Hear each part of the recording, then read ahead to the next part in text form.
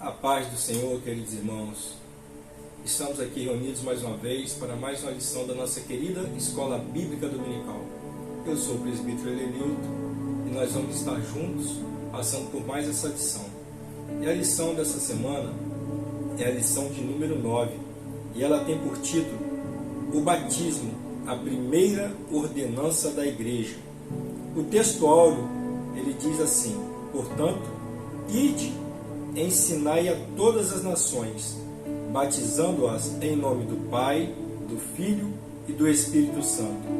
Está em Mateus 28, 19. A verdade prática diz: o batismo é uma ordenança de Jesus Cristo e por isso deve ser uma prática obedecida pela Igreja. A leitura bíblica em classe, ela encontra-se na carta aos Romanos, no capítulo 6, do verso 1 ao 11. A palavra-chave da lição dessa semana é batismo. Nós vamos estar aprendendo um pouco mais sobre o batismo, sobre a ordenança que Jesus nos deixou, se o batismo é definitivamente necessário para a salvação ou se não é. O que você acha? Qual é a ideia que você tem do batismo? Nós vamos saber isso hoje, através dessa lição. A introdução ela diz para nós assim: nesta lição, vamos estudar uma importante prática cristã, o batismo em águas. Veremos que o rito do batismo foi praticado por João Batista, Jesus Cristo e seus apóstolos, e posteriormente pela igreja cristã primitiva. É uma prática, portanto, de grande importância para a igreja de Cristo. Contudo, como toda doutrina cristã, a prática do batismo também tem sofrido desvios ao longo da história, tanto no seu propósito quanto na sua forma.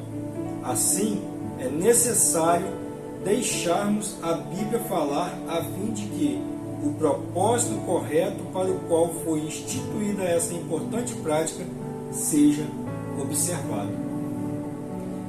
A introdução ela diz para nós aqui também, e nós veremos mais adiante, que algumas denominações que se dizem cristãs também acabam distorcendo o batismo. O motivo pelo qual ele foi criado, a necessidade dele, e nós veremos isso mais à frente. E nós precisamos entender que o batismo de Jesus, o batismo de João e o batismo dos discípulos é o batismo a qual nós devemos seguir. O batismo visto como sacramento, a origem de um erro. A tradição católica e alguns segmentos do protestantismo histórico veem a prática do batismo como um sacramento. A palavra sacramento vem do latim, significando um sinal sagrado, capaz de conferir graça àquele que dele participa. Isso é muito interessante, né? A gente vê que o batismo, ele como sacramento, ele confere graça àquela pessoa que participa dele.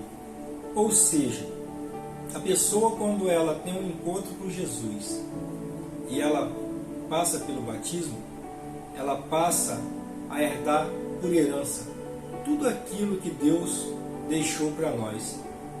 Por quê? Porque passa a ser filho por adoção. Reconheceu o Senhor Jesus como suficiente Salvador e confessou isso publicamente através do batismo. Que maravilha, né? O número 2 aqui do primeiro tópico diz assim: o batismo não é um sacramento, mas ordenança de Cristo. O ensino bíblico concernente ao batismo é que ele é uma ordenança e não um sacramento. Ide por todo o mundo, fazei discípulos de todas as nações, batizando-os em nome do Pai, do Filho e do Espírito Santo. Olha que maravilha! Jesus, quando ele estava praticamente se despedindo dos discípulos, né, ele deixou essa ordenança. Isso foi uma ordem que ele deu aos discípulos, que eles deveriam partir mundo afora, e que aquelas pessoas que crescem deveriam ser batizadas, né? Ide, fazer discípulos de todas as nações e batizai em nome do Pai, do Filho e do Espírito Santo. Então, o batismo ele não é um sacramento, mas sim uma ordenança. Ele não é apenas um rito, um ritual, né, pelo qual a igreja deva passar, a pessoa que se converte à fé cristã deva passar, não, mas ele é uma ordenança, que a pessoa após batizado, assim como nós já falamos, ele passa a fazer parte do reino de Deus por herança, através de Cristo Jesus. O terceiro subtópico diz assim: o batismo deve ser administrado aos adultos. O mesmo Agostinho, que entendia o batismo como um sacramento, defendeu também que os bebês, por haverem nascido com o pecado original, precisavam ser batizados para serem salvos. Nesse caso, o batismo deveria ser administrado a eles para anular o pecado original. Evidentemente que esse entendimento do bispo de Hipona está contra o ensino de Cristo, que afirmou: as crianças fazem parte do reino de Deus. Jesus disse: deixai os pequeninos, não os estorveis de vir a mim, porque dos tais é o reino dos céus. Está registrado no Evangelho de Mateus, no capítulo 19, no versículo 14. Logo, não há vestígios no Novo Testamento de criança sendo batizada, pois o nosso Senhor disse que o batismo deveria ser administrado a quem cresce. Uma criança que ainda não chegou à idade da razão não tem maturidade para crer e fazer escolhas. Olha, irmãos, isso é algo interessante, é algo que algumas pessoas discutem, mas que não tem mistério envolvido para quem é cristão. É só ler a Bíblia, está registrado aqui. O próprio Jesus, a quem nós seguimos e a quem muitos seguem, né, e desconhece essa palavra, ele foi batizado com 30 anos, mas ele foi apresentado no templo, né? Por quê? Porque não se batiza criança, como foi falado aqui. E por que motivo? Porque a criança ainda não tem do que se arrepender. O batismo é para o arrependimento, né? Quando o batismo acontece, simboliza a morte do velho homem, né, para o pecado, e o surgimento do novo homem para a vida eterna, né, para uma vida com Cristo, uma vida nova. A Bíblia nos diz que todo aquele que está em Cristo, nova criatura é. Eis que as coisas velhas já passaram e tudo se fez novo. O batismo ele traz isso. E é por isso que não se batiza criança. A criança ela não tem ainda, conforme nós lemos aqui, consciência para escolher, para decidir se ela quer ou não seguir a Cristo. E isso é uma escolha, não é uma imposição. Os pais não podem impor isso aos filhos, né, ou aos cônjuges. Não, ninguém pode. Seguir a Cristo, servir ao Senhor, tem que ser algo de coração. E é por isso que a criança ela não deva ser batizada, ela deva ser apresentada ao Senhor, para que quando ela crescer, ela decida pela fé dela com convicção, né? E assim ela possa dar um bom testemunho de cristão. O número 2, o segundo tópico, o símbolo e o propósito do batismo. Símbolo do batismo: identificação com Cristo. O batismo por imersão simboliza a união do crente com Cristo, por meio da sua morte, sepultamento e ressurreição. Através dele, nós sepultamos o velho homem no batismo, e com ele nós ressuscitamos pela fé no poder de Deus, que ressuscitou dos mortos. Que beleza, né, irmãos? Aquilo que eu acabei de falar. O batismo ele simboliza isso. A morte com Cristo, a morte para o pecado e a ressurreição com Cristo para uma vida nova, para uma vida de confiança, uma vida, né, sem o seguimento das coisas desse mundo. nós precisamos dessa confirmação, dessa confissão em público, para que nós podemos sim crescer na fé diante do Senhor. O segundo subtópico aqui diz: o propósito do batismo, testemunho público de fé cristã. No contexto da fé pública, o batismo é uma prática de profissão de fé. Isso significa que o crente, quando desce às águas batismais, está testemunhando de forma pública perante o mundo da sua nova vida em Cristo. Quem se candidata ao batismo deve estar convicto, consciente da fé que abraçou. Aqui não há território neutro. Enfim, o batismo é para salvos e convertidos que estão dispostos a seguir Jesus. Olha que maravilha! Tudo aquilo que a gente acabou de falar, irmãos, o batismo, ele é uma confirmação da nossa fé, daquilo que nós decidimos, da convicção que nós temos. E é o que eu acabei de falar agora, é o motivo pelo qual nós não batizamos criança. Porque a criança ainda não tem essa convicção, ela não tem essa confiança, ela não sabe ainda realmente o que ela quer, o que ela vai decidir para a vida dela. E ela tem que ter essa liberdade. Por isso o batismo, ele deva ser para o adulto, né? Aquela pessoa já com mais entendimento, o adolescente, por quê? Que já sabe o que quer para a vida, né? Então, quando você confessa a fé em público através do batismo, você se mostra verdadeiramente um seguidor de Cristo Jesus. O terceiro subtópico: não há espaço para indecisão. Somente crentes indecisos rejeitam o batismo. Contudo, o batismo não pode ser visto como uma vacina que imuniza o cristão contra o pecado. O interessante aqui, irmãos, é a gente observar que aquilo que a gente já acabou de falar, a pessoa está indecisa. O crente indeciso, ele não quer ser batizado, porque ele não sabe ainda o que ele quer para a vida dele verdadeiramente, se ele quer ter aquele compromisso, se ele quer seguir.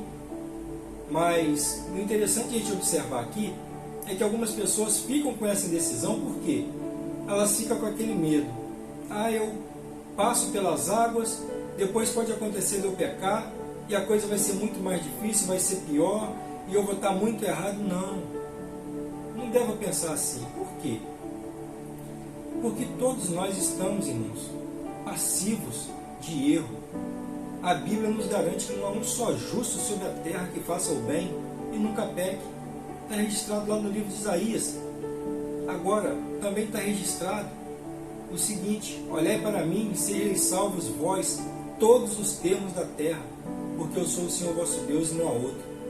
Irmãos, nós precisamos ter a convicção de que se nós decidimos por Cristo, nós vamos lutar até o fim para poder alcançar essa grande bênção da maravilhosa salvação. Quando a gente olha Mateus 24, Jesus diz que aquele que perseverar até o fim será salvo. Ele não diz aquele que não errar nunca mais. Sabe por quê? Porque ele sabe que nós, na nossa fragilidade humana, podemos errar. Pode acontecer, não devemos, mas pode acontecer. Mas o que ele diz para nós? Nós devemos perseverar até o fim.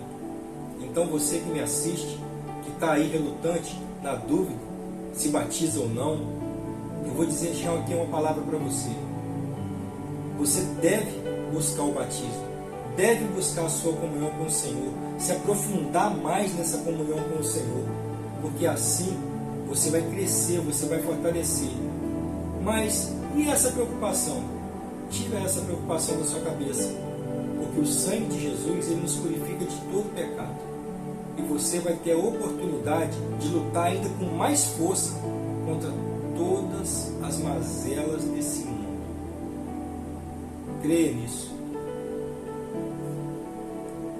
O número 3.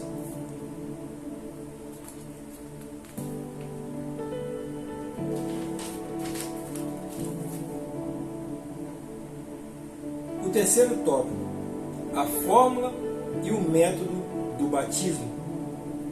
Fórmula trinitária do batismo. Durante a grande comissão, Jesus orientou os seus discípulos: portanto, ide, fazei discípulos de todas as nações, batizando-os em nome do Pai, do Filho e do Espírito Santo. Está em Mateus 28, 19. Essa é a fórmula trinitária do batismo cristão. Isso porque esse texto cita 3 pessoas da Trindade: Pai, Filho e Espírito Santo. Um só Deus, 3 pessoas distintas, com uma só essência. No rito do batismo, portanto, a orientação de Jesus precisa ser seguida pela invocação do nome do Pai, do Filho e do Espírito Santo. Por que está frisando muito isso aqui, irmãos? Porque nós vamos ver aqui mais adiante que existe também a fórmula herética do batismo. Alguns que se dizem cristãos, mas batizando de maneira errada. Fórmula herética do batismo. Nem todos os grupos dentro da tradição cristã seguem a fórmula trinitária. Há um grupo de um tipo de doutrina modalista. Um exemplo é o unicismo.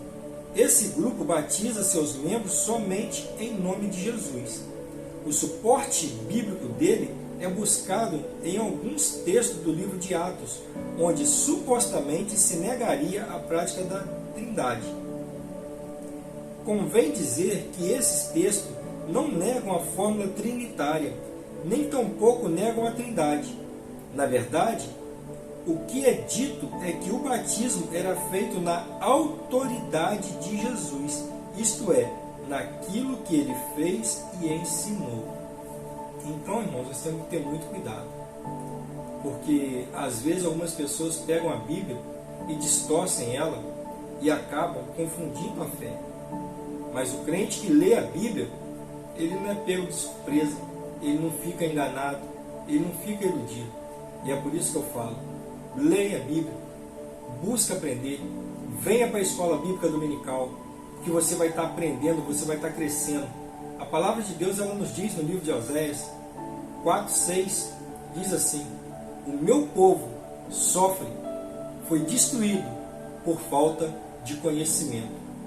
Quando o crente desconhece a palavra de Deus, ele é levado por qualquer vento de doutrina, qualquer engano arrasta ele. Mas o crente que busca o Senhor, que ora e que lê a palavra e que procura aprender, esse não é enganado. A imersão, o método bíblico do batismo. Convém dizer que não há vestígios na prática do batismo por aspersão no Novo Testamento. Esse tipo de batismo se caracteriza por aspersão de água sobre a cabeça do candidato. Entretanto, o contexto do Novo Testamento mostra claramente o que o batismo no dia dos dias bíblicos era por imersão. A palavra grega batismo possui o sentido de mergulhar, submergir. Olha, irmãos, que coisa interessante. Existe esse batismo, nós sabemos que algumas religiões de práticas cristãs batizam por aspersão, mas não é o batismo correto. O batismo correto, ele é por imersão, né? Porque a palavra grega batismo significa mergulhar. E Jesus foi batizado no Rio Jordão, e todos os discípulos, né?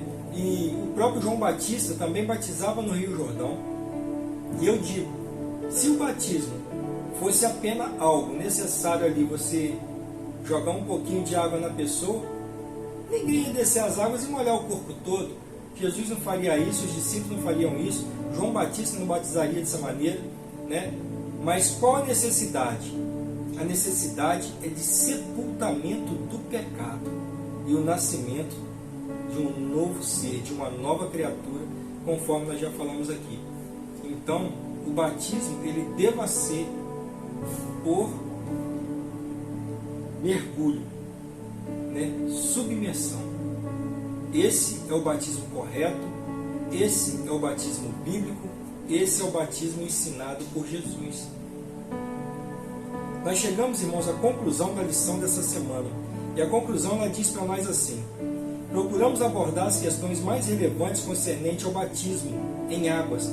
Mostramos que, embora não tenha a atribuição de salvação a quem dele participa, o batismo é sim uma prática que deve ser levada a sério por todo crente que quer seguir as palavras de Jesus por meio do batismo, nós identificamos como Cristo Jesus, tornamos pública a nossa profissão de fé. Olha que maravilha! E aquilo que nós falamos lá no início. O batismo, ele não tem a atribuição de salvação. A salvação a gente alcança quando nós confessamos a Jesus, quando nós entregamos a vida para Ele. Aquele ladrão lá da cruz, ele não teve tempo de ser batizado. Mas o que Jesus falou para ele? Hoje mesmo estarás comigo no paraíso. Ele herdou a salvação. Mas se ele tivesse ficado em vida para seguir a Jesus, certamente ele passaria pelo batismo. Porque é uma ordenança do Senhor Jesus. É necessário o homem nascer de novo, da água e do Espírito.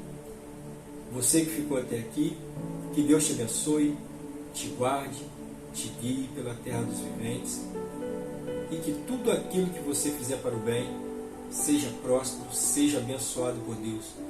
Deus te abençoe, em nome de Jesus, e a paz do Senhor. Fique com Deus.